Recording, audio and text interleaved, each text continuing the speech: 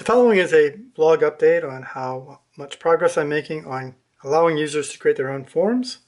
And I'm just going to start right in with creating a form. So I'm going to open up a new document and I'll zoom out. And the first thing I'm going to do is just create a border around the page. So we just use GraphPad to draw our lines. And because this is actually really fun, it's a little on the tricky side, but we can actually, oops, there we go. And we can use our line mode to kind of squeak things exactly where we want them. Now I've already saved my company logo, so I'll add that to the drawing as well. It's a little bit bigger than I want it, so I'll just scooch that on down and just put that up in the corner where it's going to be. Now what we'll do is I'll zoom in to where I'm going to put my text fields. So the first thing I'm going to do is I'm going to change my font. Be sure to hit return. And then I'm going to change it to Baskerville, just because I like the way that looks. And now as I create my text fields and type in, this is going to be a label, so I'm going to call it company. Oops, back up. There we go. Close that out. And now I'll create the field that's going to have the data. Here I'm not going to actually type in the data, so I'll just close that out. And I'll select the field, go to Properties, and change the type. Type 2 I know is a form field. When I hit return, you'll notice it changes color. And I'm also going to want to change the name of this field. And this is for copying between pages, and then also when we actually get the integration working, this will be the form field that you pass up to a database. And notice it unhighlights, so just be careful about that. Return. Now I can't really see what's going on, which is kind of good. Let's do that again.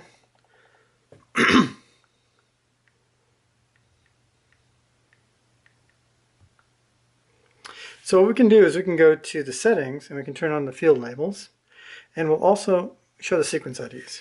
And that's important because we're going to want to have things tabbed correctly. Now rather than type both these fields in again, what I'm going to do is go into points mode and I'll just copy both of these. So I'll do a copy paste, and again use my tool to move things into position. We'll move this over a little bit so we can actually see what's going on. Whoops, wrong thing there. Back that out. Here we go. I'm going to use the properties to actually change the label rather than do it manually. So let's do that. Make sure you got it. Click in here.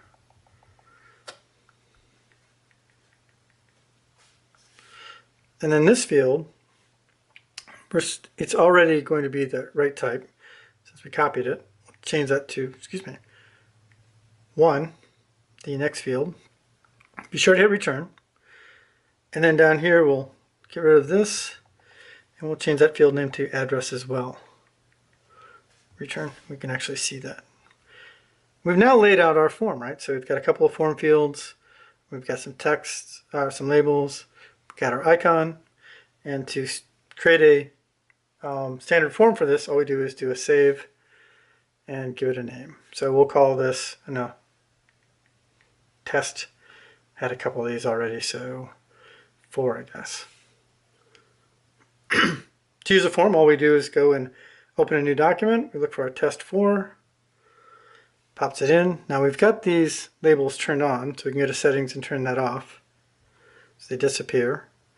And we can zoom in, type into a field, type in Rob, tabs the next field, 32 Helm, return. And if we go to another page, we'll notice it copies that information across. Still have the drawing capabilities, so we can actually sit there and do our quick drawings. We can add a table.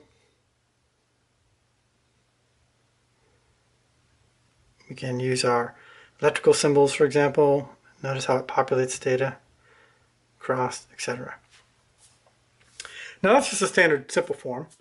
Another capability that I've been working on is the ability to take a PDF file. And what I'm doing right now is I'm actually just taking the image of that PDF file. And so we'll create another form based upon that. So we'll go into create another blank form. Need to make sure that our image size is large.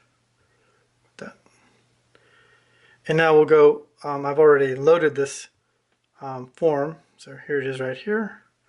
We'll drop that in. It's going to zoom out. It's a little bit on the big side. Let's see what we got here. Yeah, it's still pretty big. Shrink that on down. It's looking a little bit better. Whoops, that's what I need to do. And let's see. That's pretty good. Okay, so we can use this image of the PDF and then just go into text mode and lay out our text fields here. And now all we have to do is go into, we're not going to add any text, right? So we select the field, go to our properties, we'll change it to a type 2. Make sure you hit return. You'll notice it changes color. And then change the field name. And notice it kind of lost focus.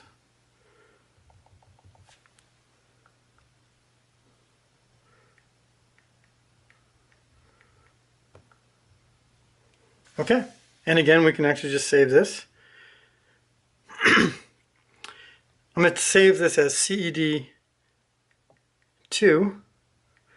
This name is actually very important because it saves it in the documents library, and if you have a same name file out there, it'll actually overwrite it before it saves it. And to use this new form, we just go to New, look for a new form, CED2, get our text field, and we just type in our value, etc. So that shows all the features that I've gotten so far. It gives you an idea of the progress that I'm making, and that's pretty much my presentation. Thank you.